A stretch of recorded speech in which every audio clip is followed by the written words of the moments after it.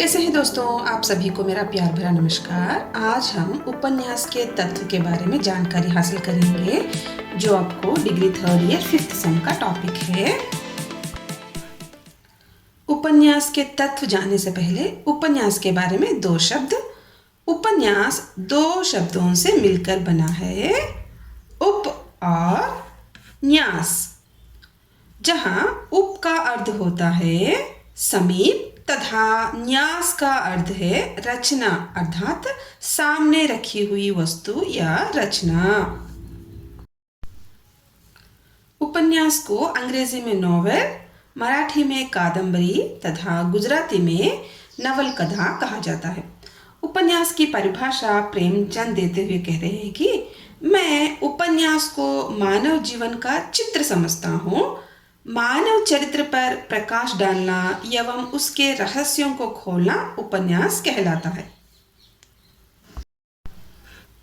उपन्यास की परिभाषा देते हुए श्याम सुंदर दास कह रहे हैं कि उपन्यास मनुष्य के वास्तविक जीवन की काल्पनिक कथा है। जैनेन्द्र कुमार उपन्यास की परिभाषा देते हुए कह रहे हैं कि उपन्यास आत्मपीड़न का साधन है। उपन्यास के तत्व भी कहानी के तत्व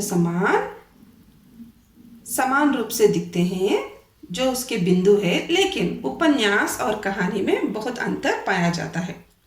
संपूर्ण उपन्यास जिन उपकरणों से मिलकर बनती है वे कथावस्तु कहलाते हैं।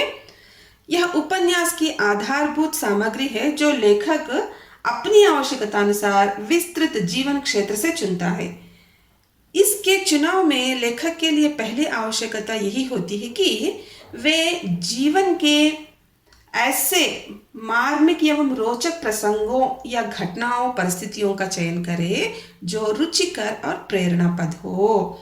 यानी कि यथार्थ जीवन से कथा वस्तु को चुनना चाहिए। पाठक को काल्पनिक जगत में नहीं लेके जाना चाहिए, वो कपोल कल्पित ना लगे तथा उसमें विश्वसनीयता एवं प्रामाणिकता भी हो।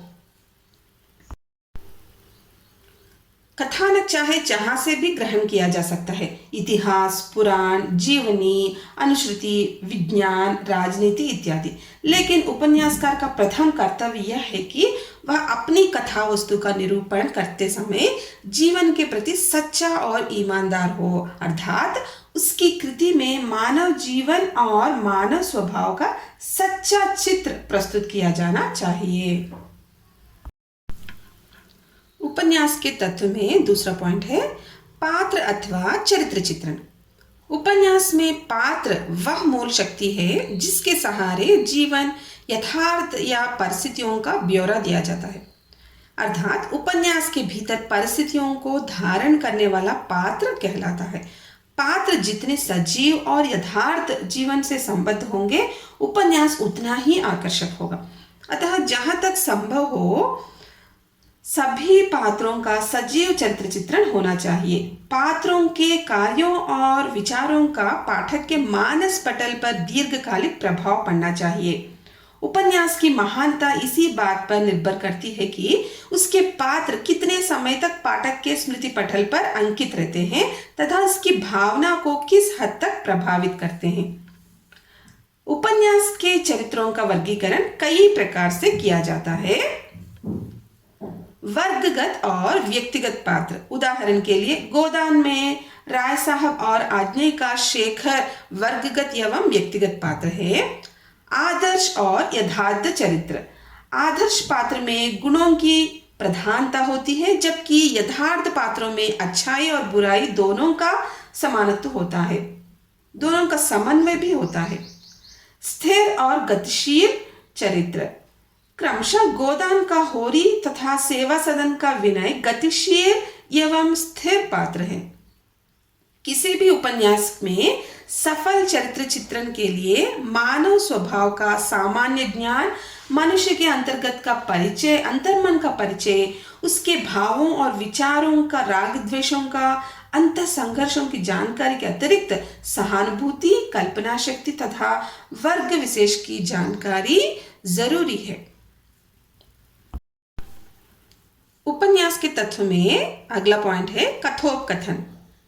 उपन्यास में कथोपकथन से तात्पर्य है दो या दो से अधिक पात्रों का परस्पर वार्तालाप। पात्रों का परस्पर वार्तालाप को कथोपकथन कहते हैं।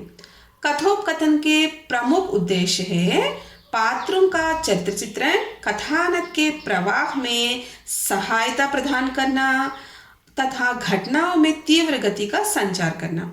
कथोपकथन जितने पात्रानुकूल, स्वाभाविक, अभिनयात्मक, संक्षिप्त, सरल एवं प्रभावी होंगे, घटनाओं एवं चरित्रों में उतनी ही सजीवता आएगी।